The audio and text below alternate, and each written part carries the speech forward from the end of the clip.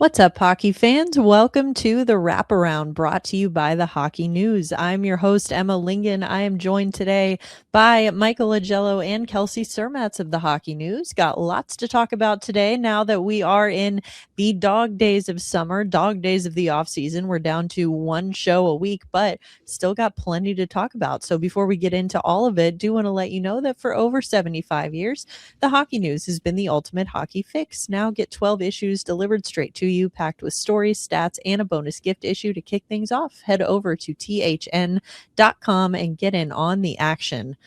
All right. Well, we are going to start today with the big news of the day, and that is that the Anaheim Ducks have matched the Philadelphia Flyers offer sheet to Leo Carlsson, $90 million.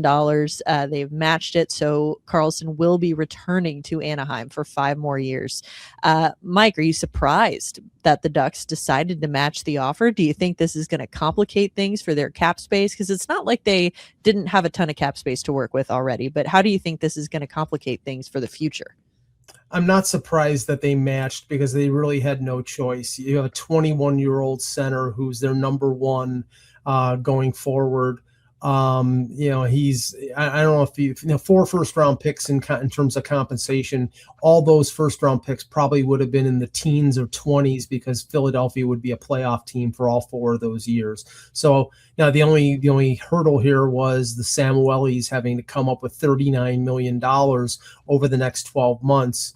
But it doesn't preclude the possibility that after a year when they can't trade him, that Leo Carlsson gets traded. But I don't think you'll ever get equal value for a guy because he's now the highest paid player in the NHL. But really, this is a big loss for Pat Verbeek because he played hardball with Carlsson like he did with Mason McTavish last year. That went to September. I think he tried the same playbook. It didn't work. They had the offer sheet in their pocket, and they dropped that bomb on them. And now I don't think Verbeek, the way he operates, is going to work any longer. He's got to play ball, and a lot of other GMs are going to have to do the same thing.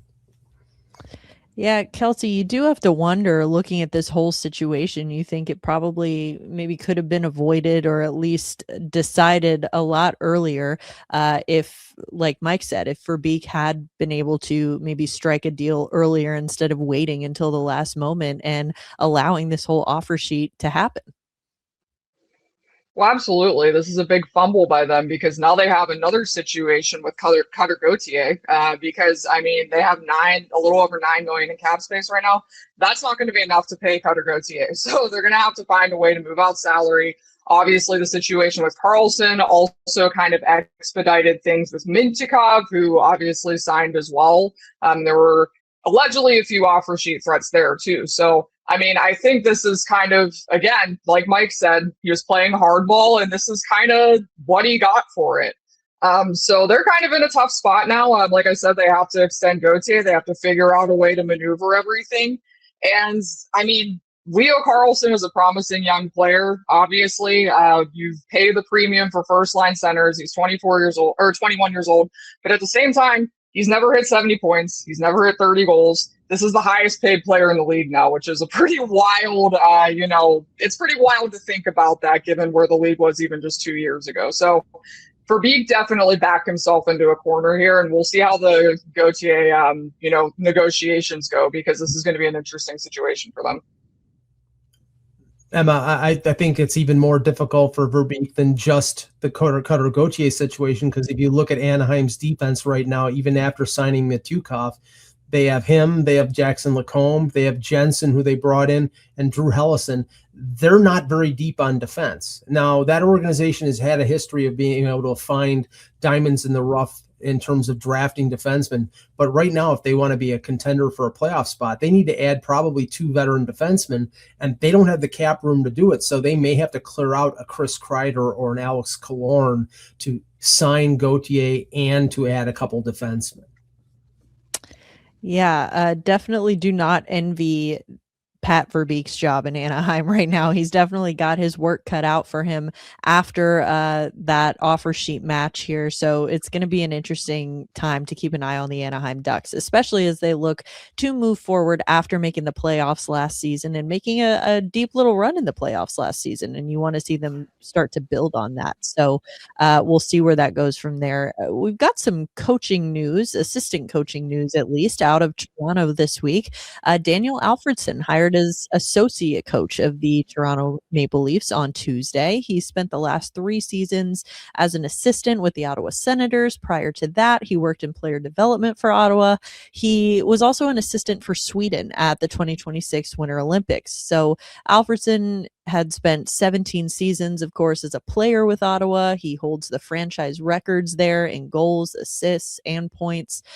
So, Mike, obviously a deep, long, rich history in Ottawa. Are you surprised by this hiring in Toronto? And do you think that Senators fans are going to think of Alfredsson any differently now that he's joined a rival franchise? A deep, rich history in Ottawa and a deep, rich history of being hated in Toronto, which was one of the reasons why everybody was taken aback by the hiring. But if you look at the fact that he is very, friends with Matt Sundin and Sundin, I think this is one of the first signs of a Sundin-centric type of hire. Clearly, apparently Alfredsson, and the reporting is out there that Alfredsson was going to leave the Senators no matter what because he was looking to be a head coach down the road. I think he saw himself blocked in Ottawa by Travis Green.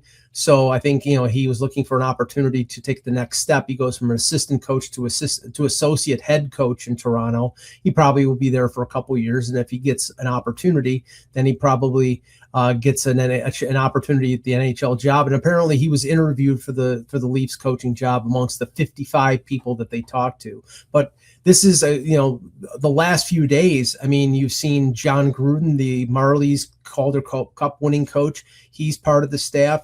You've seen Mark Leach, their director of amateur scouting, another assistant general manager, and Daryl Metcalf get chopped along with the analytics, almost the entire analytics group in Toronto. So John Chaika has got a broom and he's cleaning things out.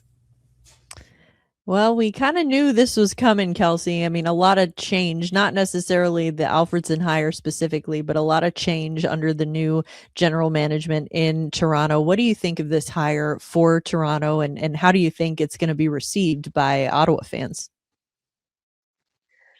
At the end of the day, we've talked about this before. I know I've talked about this before too. NHL head coaching positions are coveted, and Mike said it. This was definitely a move professionally. This was an opportunity for career advancement. He also obviously saw an opportunity, a better opportunity for him in Toronto that would, pad his resume a little bit more to eventually become a head coach. I like this hire for Toronto. I really like what they're doing to build out their coaching staff. Michael also alluded to a lot of that as well. As far as the Ottawa faithful, it's tough to see him go into a rival, especially when you spend all but one season in that organization, which was the last season of his NHL career. So, at the end of the day, though, this is the business of the NHL coaches. Anytime somebody wants to be a head coach, they're going to go for the best opportunities that are out there. And as Mike said, it sounds like there were plans to leave anyway. So I don't think there will be too sour feelings. You can't really negate what he did in Ottawa as a player there and what he's done for them for the past several years in the organization. So I don't think there's going to be any bad blood with Alfredsson, but it's kind of interesting with the Toronto side of things too, just seeing how the fans react to his hire there, because I think that's actually the interesting side of it for me. Definitely. Well, Alfredsson moving on from the Ottawa Senators. One guy who is going to be staying in Ottawa, though, at least for the next year, is Claude Giroux. He signed a 1-year, $2 million contract to stay in Ottawa after some conflicting reports, perhaps to the contrary. All of that was settled. He is staying in Ottawa for at least one more year. He's 38 years old, had 49 points in 82 games with the Senators last season, 14 goals, 35 assists. Mike, with all of the confusion that resulted as from these conflicting reports this week, are you surprised that Giroux stuck around in Ottawa? Conflicting reports? What conflicting reports? Well, I'll just say this. I mean, the Philadelphia part of it made a lot of sense, but this might have been sort of a corollary to the Carlsson situation, because Philadelphia was essentially frozen until they found out whether Carlsson was going to sign or they were going to get him or not get him. I don't think Giroux wanted to wait around too long. I know Elliot Friedman reported that Giroux had his best offer was Toronto in terms of money. And as soon as I heard that, I said, that basically was floated out there, I'll bet you, by his agent to get Ottawa. Because on top of Alfredsson, if Giroux goes to Toronto, people on top of the Tkachuk going to Florida, people in Ottawa will be losing their minds. So I'm not surprised he's back in Ottawa. I mean, he's a good veteran. I think he wants to finish his career there. He's from Hearst, Ontario, which is very close to Ottawa. So it made a lot of sense for them to give him an incentive-based contract. So good signing, but I didn't think he was going to go anywhere else other than Ottawa. Yeah, I remember when he left Philadelphia, of course, then went to Florida first, but when he ended up in Ottawa, that was supposed to be sort of his, I don't want to call it his retirement tour, because he's still, as I said, a very effective player. But like you said, Mike, this is a hometown team for him. It seemed unlikely that he was going to end up anywhere else. Although if there was a team, Kelsey, that maybe he would choose over Ottawa, maybe it would be the team that he captained for so many years in Philadelphia. But at the end of all of this, are you surprised by this signing? I'm also not surprised. I mean, the hometown factor does play a pretty big role, especially given the fact that he's 38. But, Mike mentioned something too with Brady Tkachuk leaving. Obviously, there's a little bit of turmoil in Ottawa right now in terms of the leadership group and just in terms of the locker room. I think just organizationally and for Claude Giroux, this is a really good situation for them to bring a guy like him back to kind of just stabilize things. Because as Mike said, they lost Tkachuk to Florida. They lose Alfredsson to Toronto. Now, if you would have lost Giroux back to Philadelphia, I mean, that would have been absolute chaos. So I think for both parties, this is going to be a good situation because they need some stabilization there, I think. And Giroux's the kind of guy that can do that. He can help stabilize that locker room. He can bring, in that leadership element and just make sure that everybody's on the same page in there now.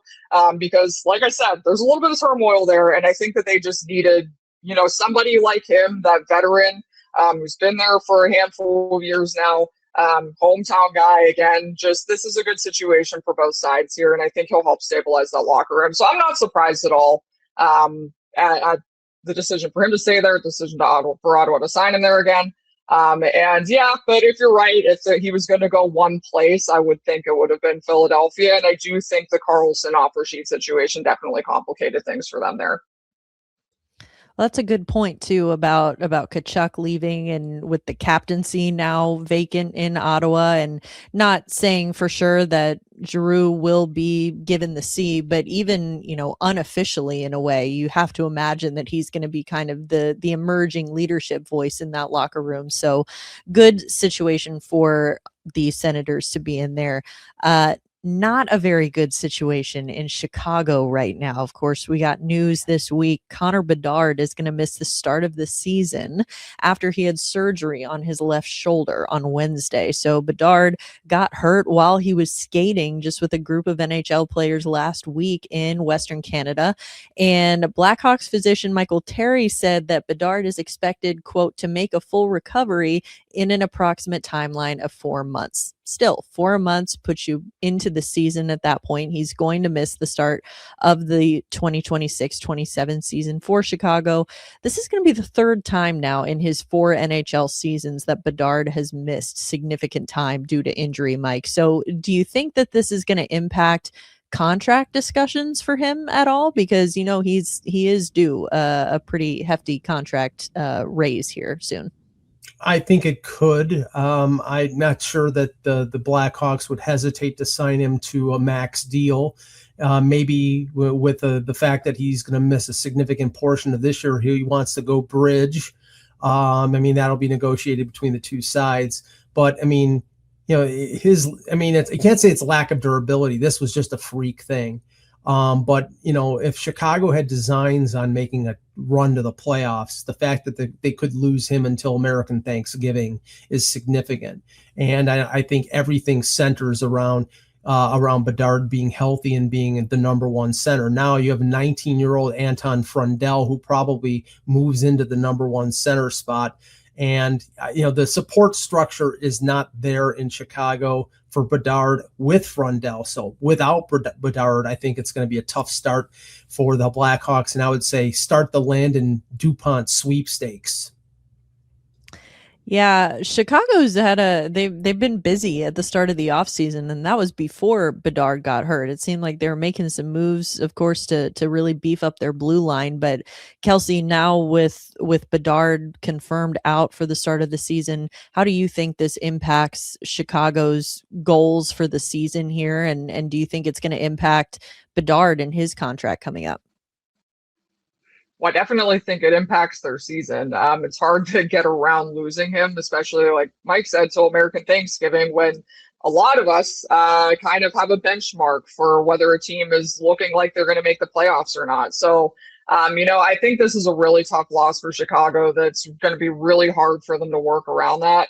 In terms of the contract, I'm not so sure it's going to affect things too much, even if it should, because the injury history is a little bit concerning at this point. As Mike said too, I mean, this one was a freak one, but the fact that this is the third out of 4 seasons that we've seen significant time missed by him is kind of a warning sign there. But given just the premium on young centers in the National Hockey League, given what we just saw Leo Carlsson get on an offer sheet, and the fact that he's now the highest paid player in the NHL, I don't think this is going to affect much for Chicago. They don't really have much of a choice but to commit to Bedard at this point. And I agree, if he was offer sheeted, if there was anything thrown at them, they would commit to the max salary. They don't really have a choice. So, I don't think this will affect his contract situation too much, just because they got to depend on this guy. So they just kind of got to pay him, hope he stays healthy, and hope for the best, because they're a much better team with him on it. And especially given the fact that they're trying to make moves to move toward contention. And the fact that this injury happened, again, it's going to make it tough, but they're kind of already in it. So they'd commit no matter what, I think. Yeah, if I'm Connor Bedard and his camp here, I'm pointing right at that Leo Carlsson offer sheet when it comes to negotiations here.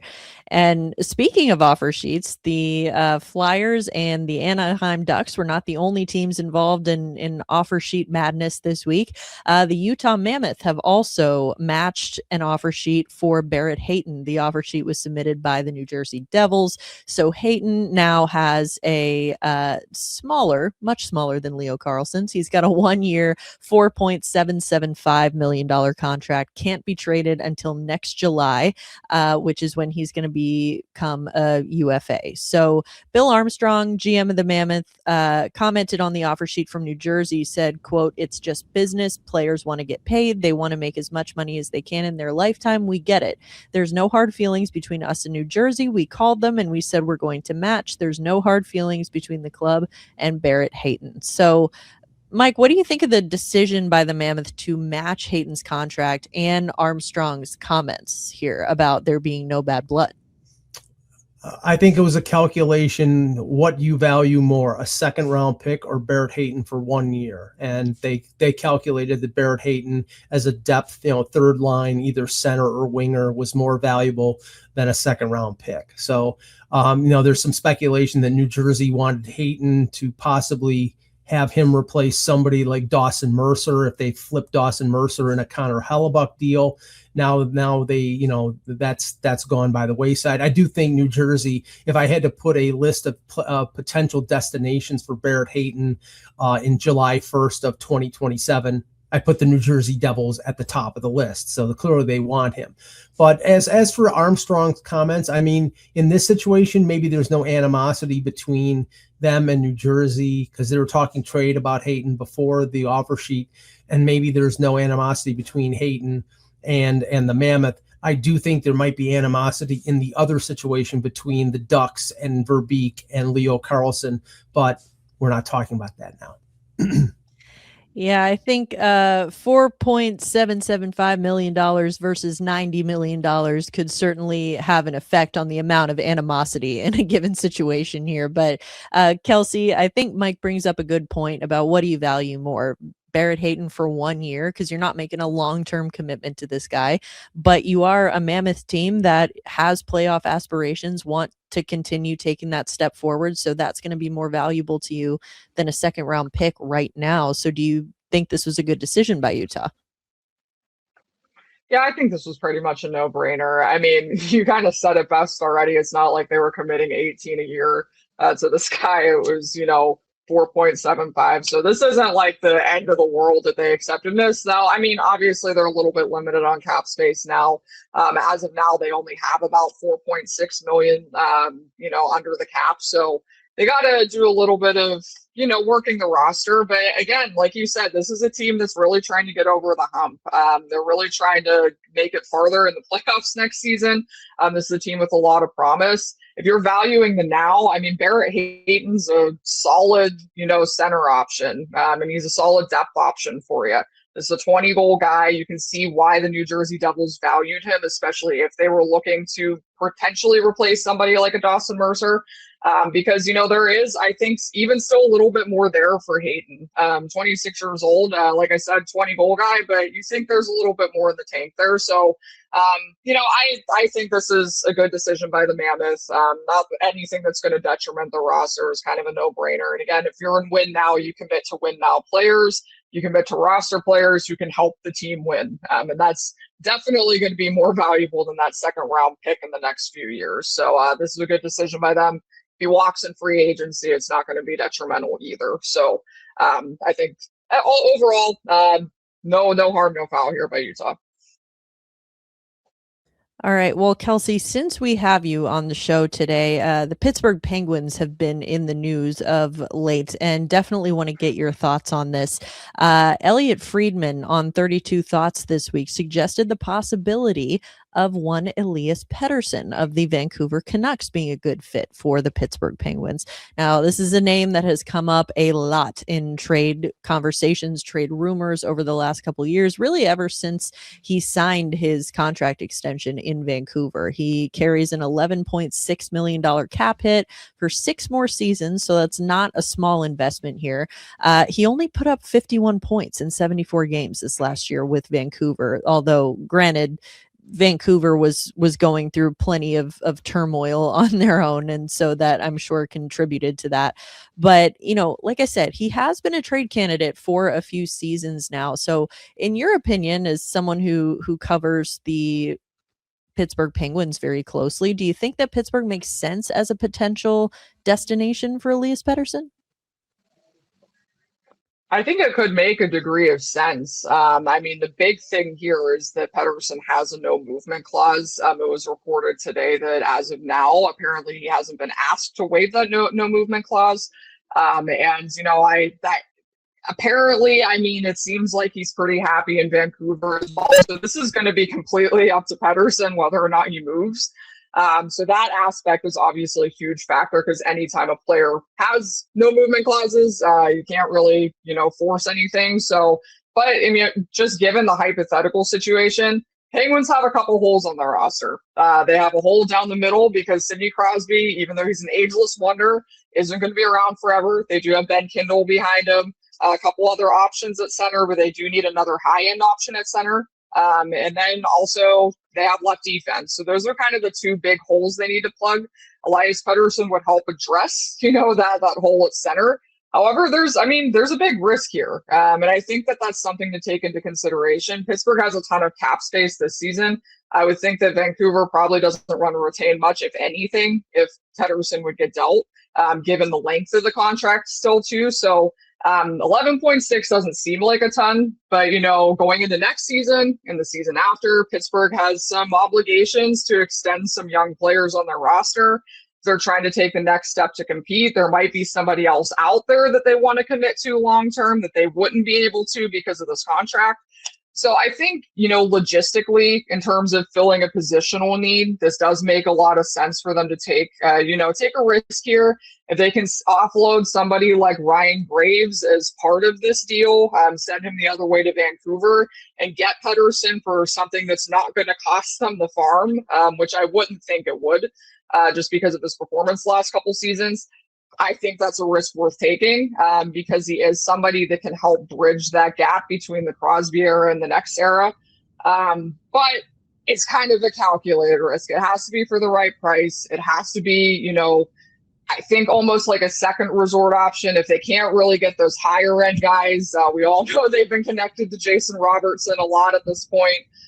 So if they can't get those higher end guys and those more surefire bets, I think he's a good fallback option, but it's still something to exercise caution with, just because eventually they are going to have to commit to some of their younger guys, and that could potentially pose an issue in the next couple of years here if some of their younger guys really break out. So situation to watch, but I'd proceed with caution if I was Pittsburgh and just weigh the risk here. Well, like you said, 11.6 maybe doesn't seem like a lot unless you're only scoring 51 points in 74 games. Then that 11.6 seems like quite a bit. So, Mike, what do you think of the potential fit here? Pettersson's obviously a change of scenery candidate, I think, regardless of where he ends up, or if he ends up staying in Vancouver, that's his choice, like Kelsey said. But what do you think of a potential fit in Pittsburgh?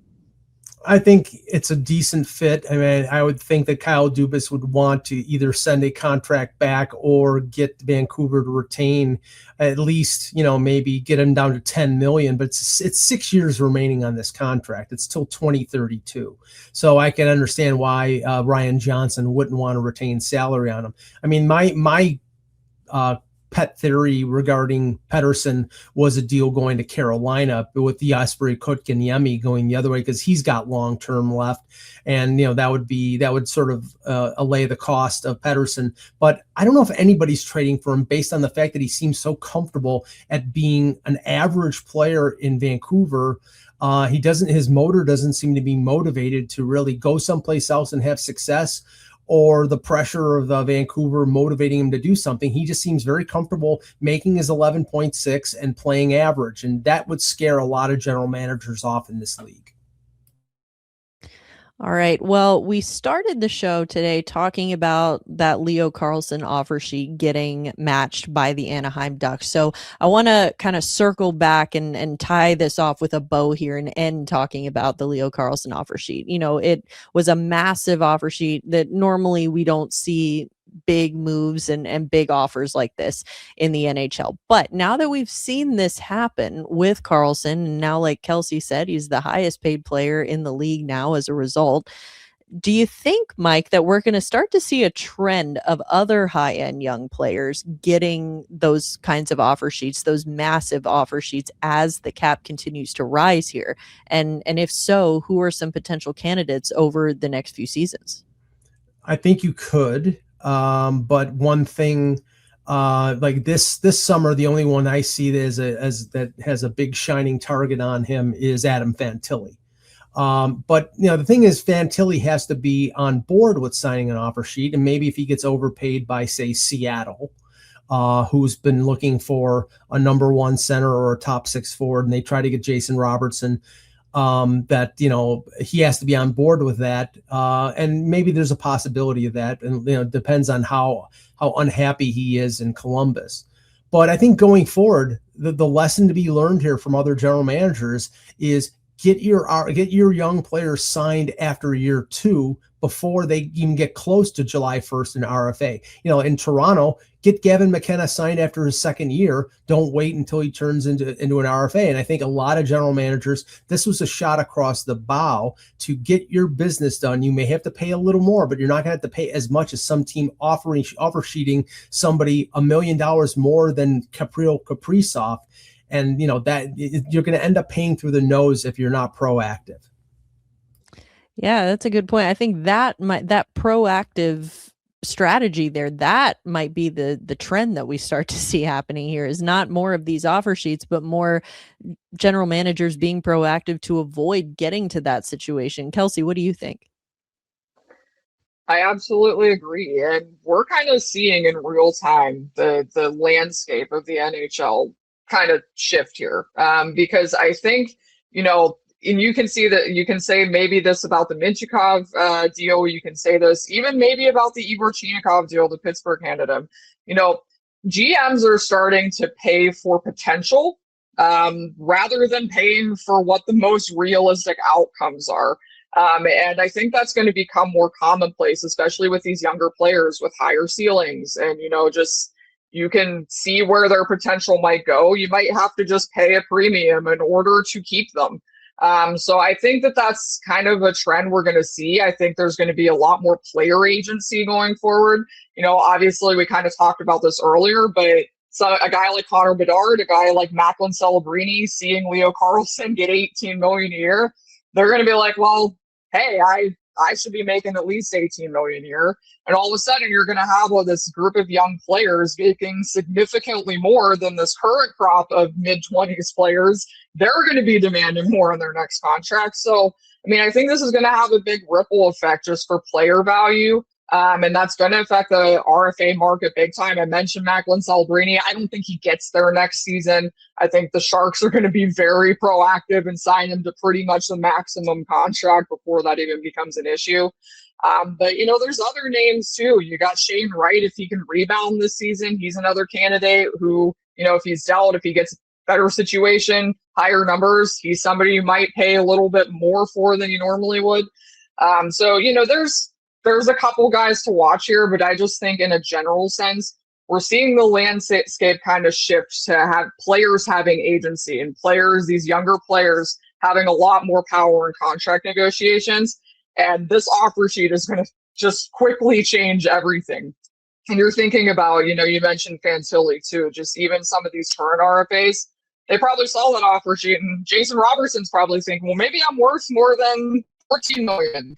And Fantilli, maybe I'm worth more than 11, 12 million, so I think that's going to set a barometer for these guys. And it'll be interesting to see how that plays out over the next couple of years and how GMs pay for potential rather than those realistic outcomes. The interesting thing here, Emma, is that players who go to the NCAA from junior or from Europe and then come into the NHL at the end of seasons, they don't qualify for an offer sheet because they're a certain type of RFA. So that might be the way some teams get around this. I also think that there's a cautionary tale here in terms of pro scouting. If you look at the NFL and players like CJ Stroud or Major League Baseball with like the Roman Anthonys or the Fernando Tatis Juniors, you sign these guys up to 10 and 12-year deals in those leagues. And then you find out 2 or 3 years down the road that either they're injury prone or they've been busted for steroids or something like that. And now you're stuck with somebody for a decade. And this guy is not what he was sold to be. So, that there is going to be a higher value on pro scouting, and teams, if they lock up these players, they're going to have to be aware that that's the guy they want to hitch their wagon to. Well, of course, if you want to read any more about any of these offer sheets, contract rumors, extension talks, still a few guys, Kelsey mentioned Jason Robertson waiting on new contracts. We've got all of that over at the Hockey News. So make sure to check in. It's been the go-to for all things hockey since 1947. 12 issues packed with game and player insights, plus a free issue to start. It's a must-have for any fan. Head to thn.com/free and grab your subscription today. That's going to do it for today's episode of The Wraparound. Thank you so much to everyone who tuned in today. We really do appreciate it. We'll be back with an all-new episode next week. But for now, for Michael Augello and Kelsey Surmacz, I'm Emma Lingan. This is The Wraparound, and we will see you next time.